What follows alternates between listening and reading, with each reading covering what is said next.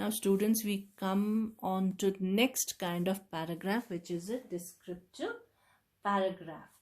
So what do we do in a descriptive paragraph? We describe something. The word descriptive has come from the word describe.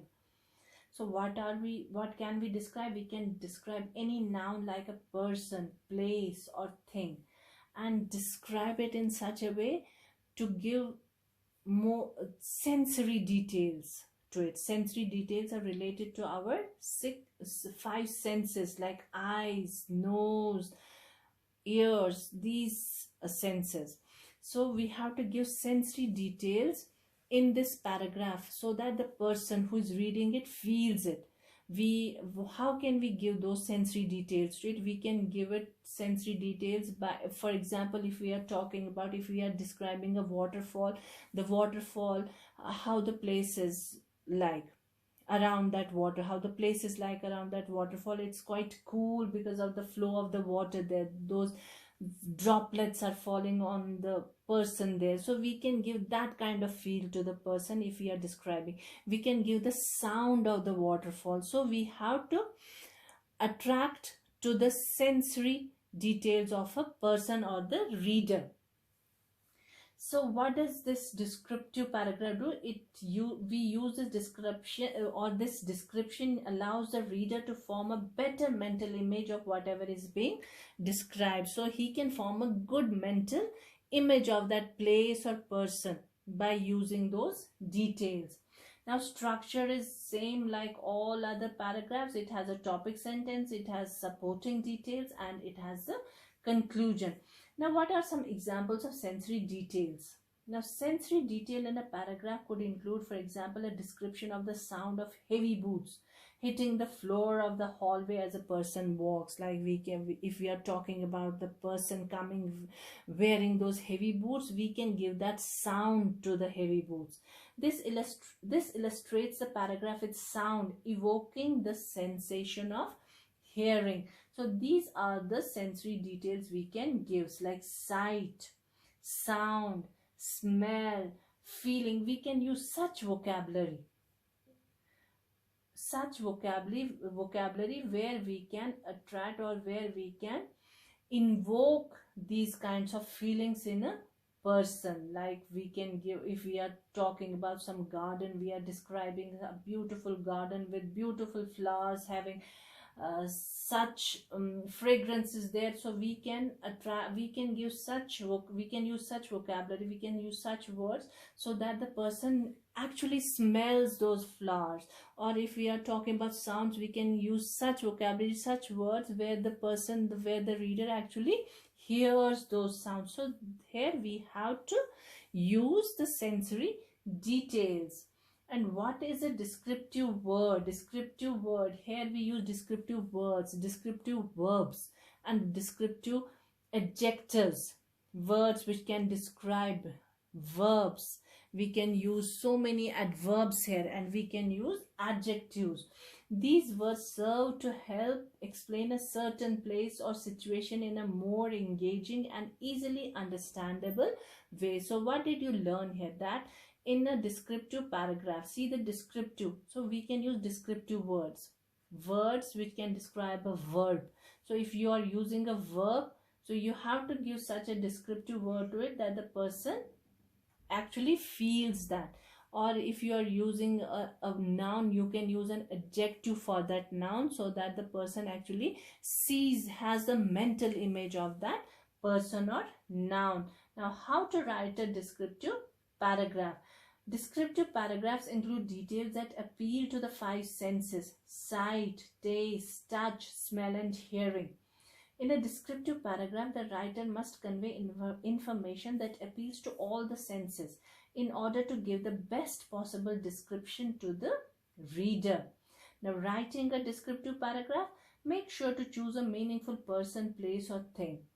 Before you begin your paragraph, you have to be sure to pick something that is worth describing. Introduce the person, place, or thing you are describing. If you want to get the reader's attention, then you should let him or her know what you are describing as soon as possible instead of leaving them guessing.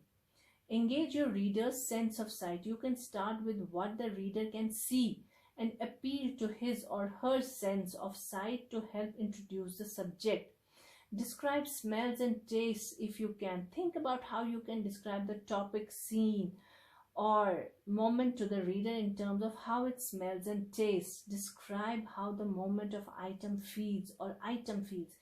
As you continue writing your paragraph, write a sentence or two about how the experience feels. Now describe how your subject sounds. What can you hear? Is there a deafening silence?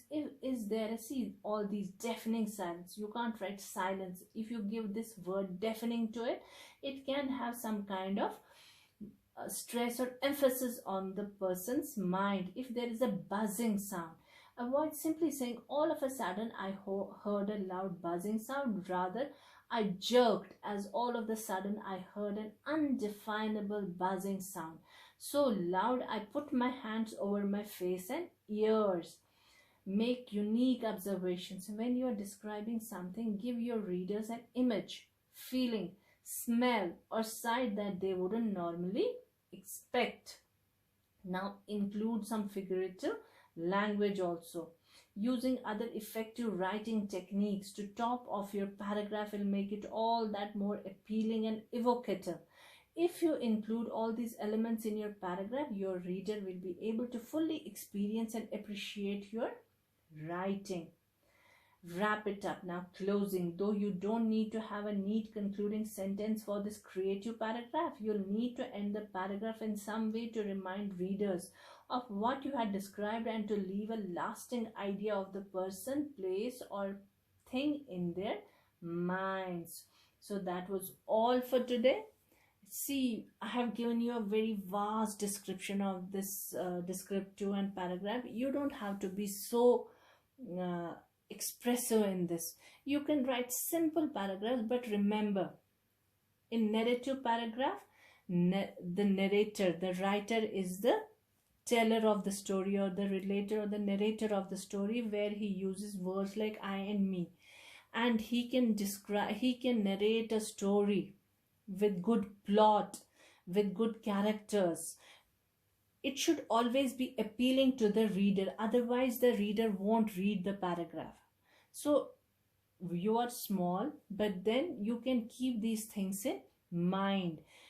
Narrative is a story where we can give appeal or attraction to the paragraph by giving good details or good plot or good story to the reader. And in descriptive paragraph, we can use good description using descriptive words like those adverbs for the verbs and adjectives for the nouns. And you have to appeal to the senses of a person, of the reader. So this is what you have to remember. You can't go, you're very small, you can't go on about writing all these details, but then you can learn with time. If you start it like this, then you can learn, you can be good writers, you can learn it with time. So don't worry about it, don't feel confused. No, if I have to write, I have to think about all these things what ma'am told us. It's not like that. It is just the beginning. You're just the beginner here,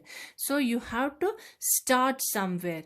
Start with easy language, learn more. You have got enough time these days. You're sitting at home, you're not going to school and all, so you can utilize your time, or like all this, using dictionary, using new words every day, adding up to your vocabulary and all. But don't think that just because I have told you all about this paragraph, such details about a paragraph, so you have to write in a similar way in the examination or wherever you are writing. No, it is not like that, but you just start writing. Use simple language first. Don't worry about the mistakes and all. Don't worry about the flowery those words and all. Start your paragraph with simple language, but just remember the difference, that narrative paragraph, it is the first hand experience of the person, of the narrator, whereas in the descriptive paragraph, the person or the writer is describing something else. And usually the narrative type of a paragraph is the story with a good plot and characters, and in the descriptive we are describing some place, animal, or whatever. It can be anything, it can be any noun. So that was all for today, and we will practice some paragraphs now.